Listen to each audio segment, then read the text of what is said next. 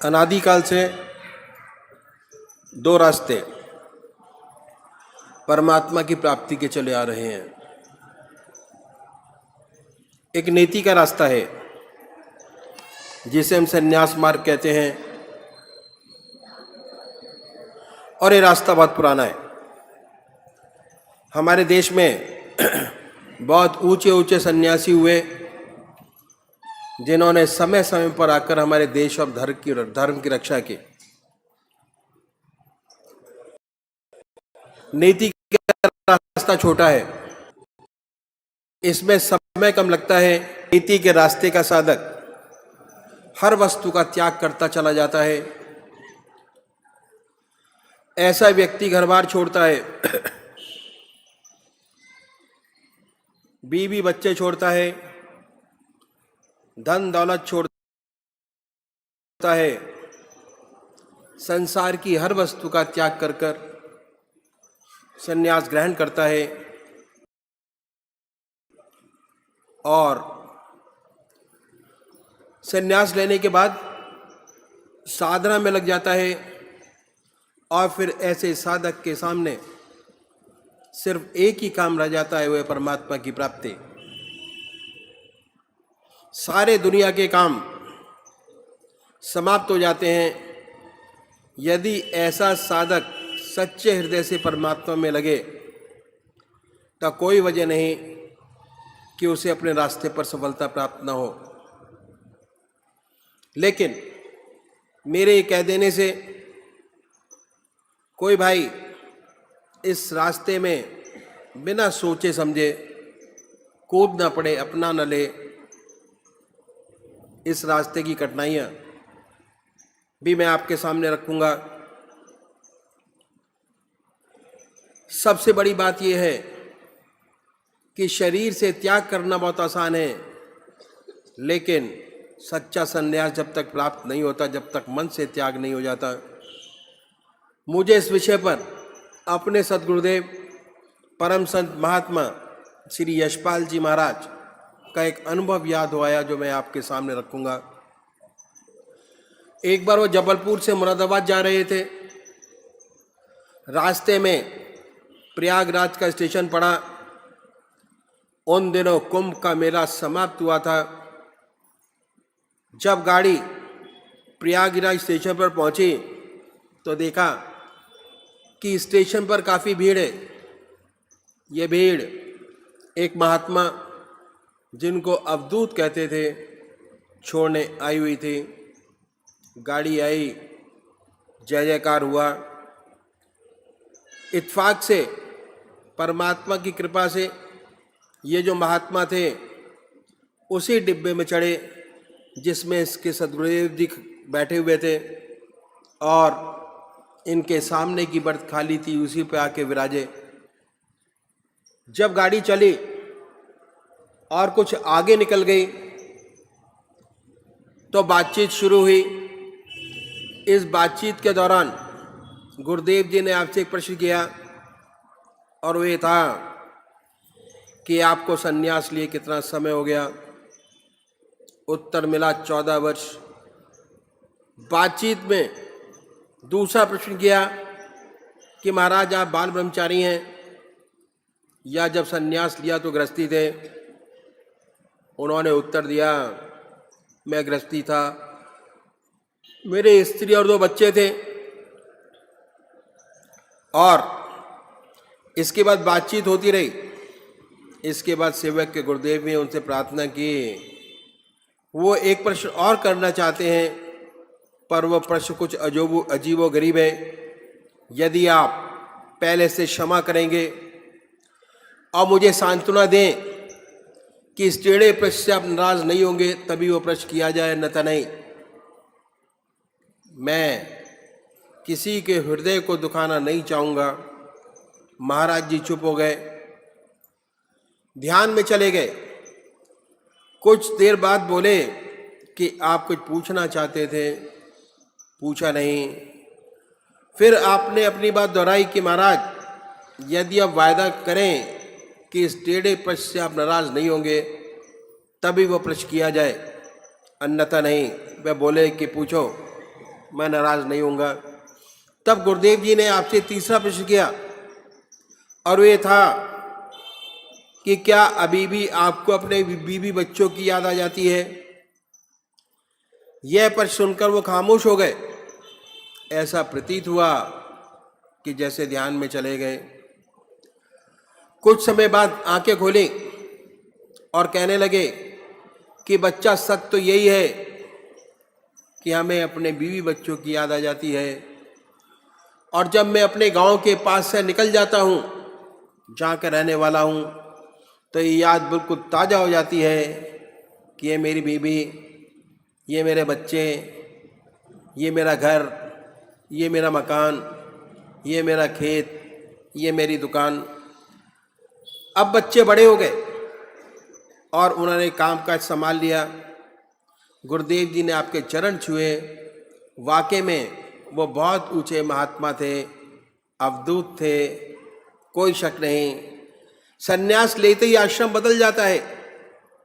सन्यास के अपने यम नियम है, ना उसका कोई बीवी, ना उसका कोई बच्चा, ना उसका कोई खेत, ना उसका कोई मकान। शरीर से त्याग हो गया, लेकिन मन से त्याग करने में बड़ा समय लगता है। और दूसरी बात और है कि त्याग का बहुत बड़ा अहंकार होता है। हम गृहस्थी लोग कभी कभी संसार से दुखी हो जाते हैं और अपना दुख सन्यासियों के पास जाकर कहते हैं कि महाराज हम दुखी हैं, कोई उपाय बतलाइए कि दुख की कमी हो। शांति नहीं मन में, चैन नहीं, और ये उपाय भी बतलाते हैं। ऐसी बात नहीं, कहते हैं कि ईश्वर को याद करो, परमात्मा का ध्यान करो, इसी से सच्चा सुख और शांति प्राप्त होगी। उसके अलावा जीवन में कुछ नहीं है। और हम लोग गृहस्थी लोग करते भी हैं, लेकिन नहीं हो पाता। बड़े मजबूर होके चले जाते हैं, पश करते हैं कि महाराज बनता नहीं। कोशिश तो बहुत करते हैं, लेकिन ध्यान तो होता नहीं। तो ढूंढने में आ जाता है कि वह ये रास्ता सन्यासियों का है। आप तो गृहस्थी हो। सन्यासों में शुरू शुरू से भावना हृदय में पैदा हो जाती है कि हम सर्वसाधारण मनुष्यों से कुछ अलग है। सूक्ष्म अहंकार अंदर ही अंदर पैदा हो जाता है। अहंकार जहाँ है वहाँ परमात्मा नहीं। दूसरी बात क्या है कि ज़्यादातर व्यक्ति किसी न किसी परेशानी में पड़कर, दुखी होकर वैराग्य पैदा हो जाता है, क्षणिक वैराग्य पैदा हो जाता है और सन्यास ले बैठते हैं। घर छोड़ा, सन्यास का रास्ता पकड़ा, जंगलों में बैठे। उसके बाद सन्यास लेने के बाद जीवन बदल गया। सन्यास के अपने यम नियम हैं, कठोर तपस्या, ब्रह्मचर्य, आसन की सिद्धि, प्राणायाम। बहुत लोगों से तो बनता नहीं। जिनसे बनता है वह कठोरता से अपने मन को साधते हैं। इस अभ्यास में दबाव रहता है और दबाव के कारण बहुत सी रिद्धियां सिद्धियां प्राप्त हो जाती हैं। तो ऐसे महात्मा संसार में आते हैं संसार की सेवा करने के लिए, लेकिन उनके काम क्रोध, लोभ, मोह और अहंकार, ये जो दुश्मन है इस रास्ते के, वो समूल नष्ट नहीं हुए रहते, सुप्त हो गए होते हैं, दब गए होते हैं। अभ्यास के प्रेशर से अपने आप ऐसा मालूम होता है कि इन पर काबू हो गया। पर होता क्या है कि जब ये संसार में आते हैं और संसारिक वस्तुओं से फिर दोबारा संपर्क होता है, तो सुनाई पड़ता है कि विख्यात सन्यासी महात्मा थे, अमेरिका चले गए।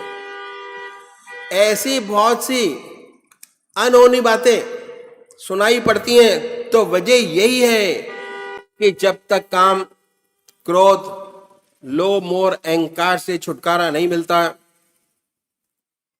और तब तक इनकी प्राप्ति नहीं होती, उन पर इनका जितने परमात्मा की प्राप्ति हो जाती है, उनका इन पर नियंत्रण हो जाता है, ये उनके मित्र बन जाते हैं। तो ऐसा कोई उच्च कोटि का विरला होता है जो ऐसा होता है संसार का बड़ा लाभ करता है, तो इस अभ्यास में दबाव शुरू से ही शामिल है।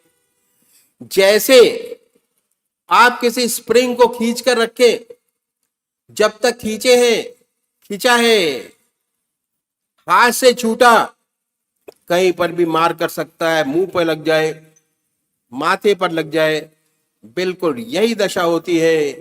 तो इस अभ्यास में दबाव शुरू से ही है और हर दबाव का रिएक्शन साथ साथ सामने आ जाता है। तो ये सारी बातें हैं, इन सोच समझकर सन्यास के रास्ते में कदम रखना चाहिए।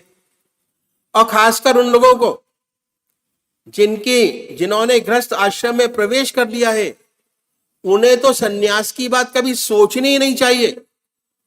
करोड़ पीछे एक दो नजर आते हैं जो संसार छोड़कर चल गए, जो गृहस्थी थे संसार छोड़ के चले गए और ईश्वर को प्राप्त किया, लेकिन 1000 पीछे 999 असफल होते हैं। उनकी ना दीन रहती है ना दुनिया। ऐसी बहुत सी घटनाएं सेवक के सामने आई, सब में असफलता, ना इधर का रहा ना उधर का। सर्विस छोड़ी, बच्चे छोड़े, घर छोड़ा, नौकरी छोड़ी, कुछ ना कर पाया, बर्बाद हो गया। तो जिन्होंने गृहस्थ आश्रम में पदार्पण कर लिया है, उन्हें 1000 बार सोचना चाहिए कि उनके लिए रास्ता नहीं है। जो बाल ब्रह्मचारी है और जिनका जन्म से ही संस्कार बहुत ऊंचा है, उनकी बात तो अलग है। उनके लिए तो सन्यास से बढ़कर कोई दूसरा रास्ता नहीं होगा।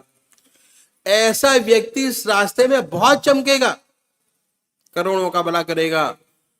हमारी ऐसी धारणा हो गई है कि हमारे पास कोई रास्ता नहीं। हम गृहस्थियों के पास, बहुतों की ये धारणा है और बहुतों की ये धारणा है कि 55 से 58 साल तक तो अपना काम करें, 58 साल के बाद जब रिटायर हो जाएंगे तब भगवान का नाम लेंगे। ये बहुत बड़ी भूल है। 58 साल के बाद कुछ नहीं हो पाता, भगवान का नाम नहीं लिया जा सकता। आदतें इतनी मजबूत हो जाती हैं कि उन्हें बदल नहीं सकेंगे।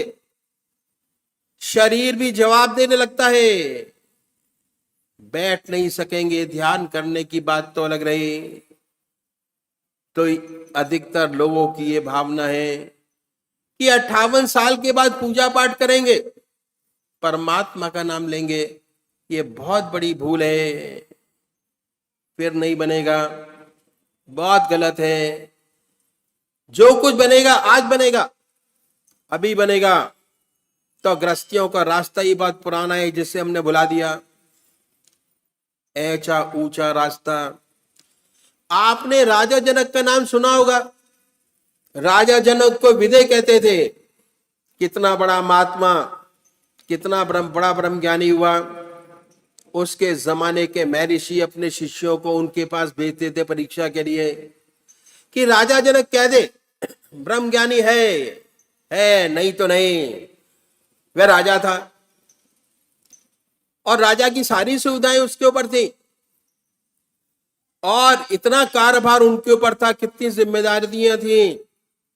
उन सब जिम्मेदारियों को भली भांति निभाते हुए इतना ऊंचा ब्रह्म ज्ञानी। हमारे आपके पास तो जिम्मेदारियां बहुत कम है। जब एक राजा ब्रह्म ज्ञानी हो सकता है तो हम आप क्यों नहीं हो सकते? जरूर हो सकते हैं।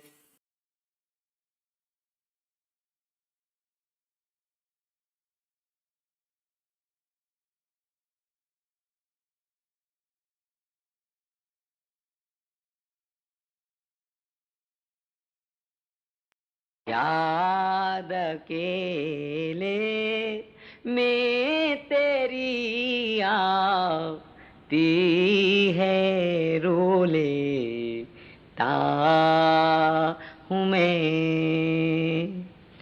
याद अकेले में तेरी आती है, रो लेता हूँ मैं। आंसुओं से अपने मुंह अपना ही धो लेता हूँ मैं, याद अकेले में तेरी आती है, रो लेता हूँ मैं, याद अकेले में तेरी आती है, रो लेता हूँ मैं। पोंछ जा आंचल से अपने, आके तू आंसू मेरे, पोंछ जा आंचल से अपने, आके तू आंसू मेरे, हिल्कियाँ हिल्कियाँ बंधती है तेरा नाम जो लेता हूँ मैं, हिल्कियाँ बंधती है तेरा नाम जो लेता हूँ मैं। आंसुओं से अपने मुँह अपना ही धो लेता हूँ मैं, याद अकेले में तेरी आती है, रो लेता हूँ मैं, याद अकेले में तेरी आती है, रो लेता हूँ मैं। काश सीने पर तेरे पड़ते ये आंसू प्रेम के, काश सीने पर तेरे पड़ते ये आंसू प्रेम के, अपने दामन पर मैं इनको थाम तू लेता हूँ मैं, अपने दामन पर मैं इनको थाम तू लेता हूँ मैं। आंसुओं से अपने मुँह अपना ही धो लेता हूँ मैं, याद अकेले में तेरी आती है, रो लेता हूँ मैं, याद अकेले में तेरी आती है, रो लेता हूँ मैं।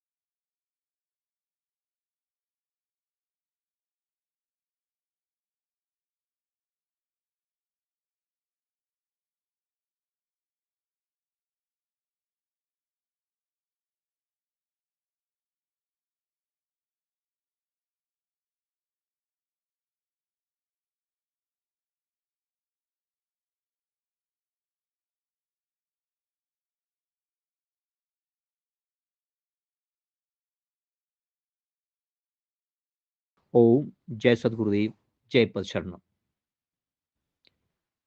परम संत महात्मा यशपाल जी महाराज द्वारा रचित अष्टावक्र गीता भाष्य, सप्तमो अध्याय, आत्म तत्व, नेचर ऑफ सेल्फ रियलाइजेशन। मय्यनंत महाम्बोधौ विश्वपोत इतस्ततः भ्रमति स्वान्तवातेन न मम आस्ति असिष्णुतः। महर्षि अष्टावक्र जी प्रश्न करते हैं, हे जनक, यदि लय चिंतन नहीं होगा तो सांसारिक विक्षेप भी बने रहेंगे और वे कदापि दूर नहीं होंगे। राजा जनक उत्तर देते हैं, हे समस्त ज्ञान के भंडार परम श्रद्धेय सदगुरुदेव, आप इस तुच्छ दासानुदास को परीक्षा में न डालें।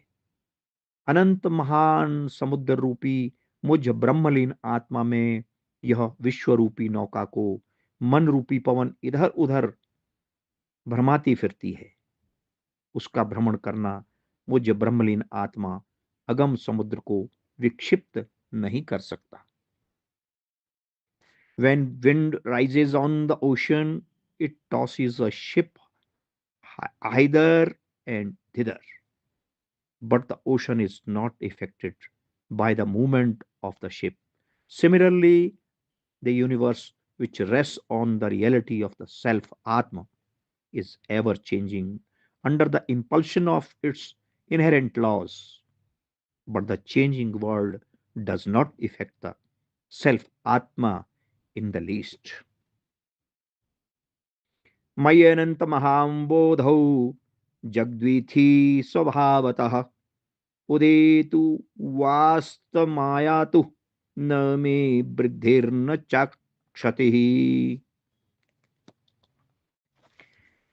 राजा जनक कहते हैं, विनाश से रहित व्यापक आत्मा रूपी समुद्र में जगत रूपी अनेक लहरें उदय होती हैं और फिर अस्त हो जाती हैं। जैसे आकाश में घनघोर घटाएं छा जाती हैं और फिर वर्षा करके क्षय हो जाती है, पर आकाश जैसे का तैसा ही रहता है। इसी प्रकार ब्रह्मलीन आत्मा में जगत रूपी लहरें उदय होती रहती हैं और उसी में लय होती रहती हैं। उनके उदय होने से आत्मा की वृद्धि नहीं होती है और न उनके अस्त होने से आत्मा की कोई हानि होती है। जैसे समुद्र की लहरों के उदय और अस्त होने से समुद्र की कुछ भी हानि नहीं होती है। A wave is not different from the water of the ocean itself. Only name and form have been added. There is no increase in substance. Exactly so is the word. Its reality is the self Brahmalina Atma itself. The objects of the world are just like waves in the ocean. Their names and forms are superimposed on the reality of the self Atma, and when they disappear, names and forms vanish. The reality is ever the same. मयि अनंत महाम्बोधौ विश्वम नाम विकल्पना अतिशांतो निराकार एतत् एतत् एवं आस्थितः। समुद्र और लहर के दृष्टांत से किसी को ऐसा भ्रम न हो जाए कि आत्मा का विकार जगत है। इस भ्रम को दूर करने के लिए राजा जनक आगे कहते हैं, मुझ महान समुद्र रूपी ब्रह्मलीन आत्मा में जो जगत की कल्पना है वह भ्रम मात्र ही है। वास्तव में ऐसा नहीं है, क्योंकि मेरा अनंत स्वरूप निराकार है। यह संसार माया और गुणों का पसारा है। प्रकृति प्रकृति में बरत रही है, गुण गुणों में बरत रहे हैं। मैं ब्रह्मलीन आत्मा सदैव अत्यंत शांत रूप होकर स्थित हूं। The world is the creation of Maya. The self Brahmalit Atma is ever formless. The self is ever unaffected by the objects and happenings of the world, and such as always remains unimaginably calm, Param Shant. नात्मा भावेषु नो भावास्तत्र तते निरंजने इत्यसक्तो अस्पृह शांत एतत्वाहम आस्थितः। आत्मा देह आदि में आश्रित नहीं है, क्योंकि आत्मा व्यापक है। देहादिक सब परिच्छिन्न है। व्यापक परिच्छिन्न के आश्रित नहीं हो सकता है, और आत्मा निराकार होने से देहादिकों की उपाधि भी नहीं हो सकता है। देहादि उस अनंत निर्द्वंद आत्मा में नहीं है। देह और इंद्रियादिक आत्मा की उपाधि नहीं है, क्योंकि आत्मा अनंत और निरंजन है, और देहादिक अंतवान और नाशवान है। आत्मा संग रहित, इच्छा रहित एवं शांत स्वरूप है। The self is all pervasive and infinite. It therefore cannot be contained by finite objects such as body and mind. Really speaking, all objects are superimposed on the self and therefore do not really exist in the self.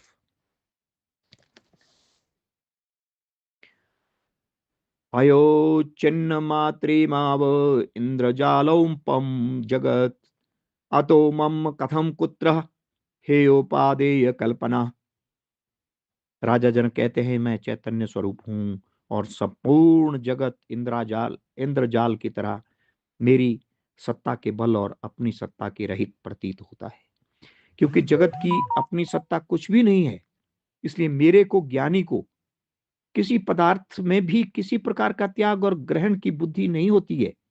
जो पुरुष जगत के पदार्थों को सत्य मानता है, उसी को उनमें ग्रहण और त्याग बुद्धि होती है।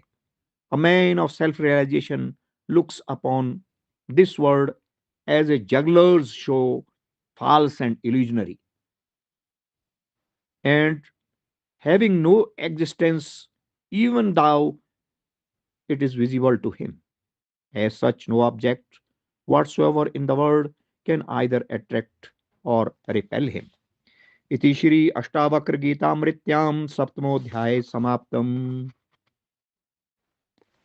ओ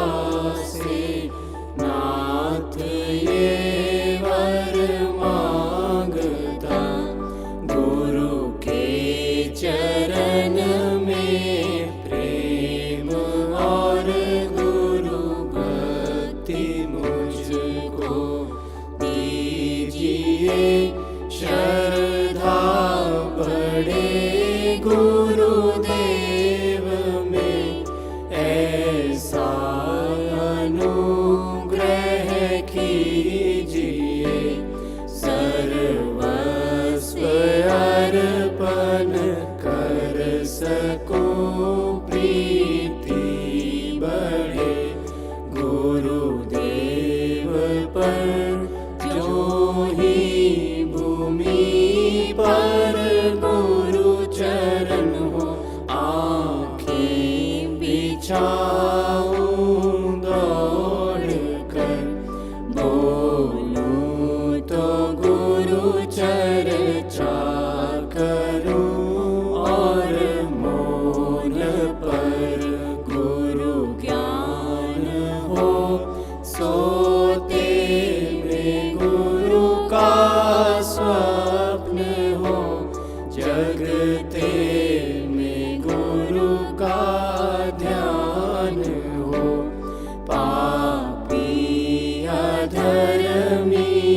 कुटिल कामी जानते, आश्रय दिया गृहवासी गुरुदेव जी, निज दास मुझको कर लिया।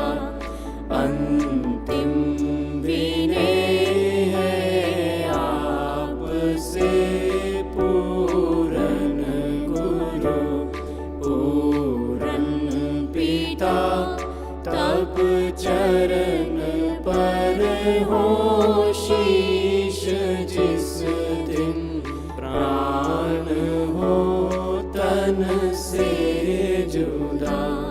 हे दीना बंधु दयालु भगवन, दुख भय संशय हरन, जग मोह जाल कराल है। आया प्रभु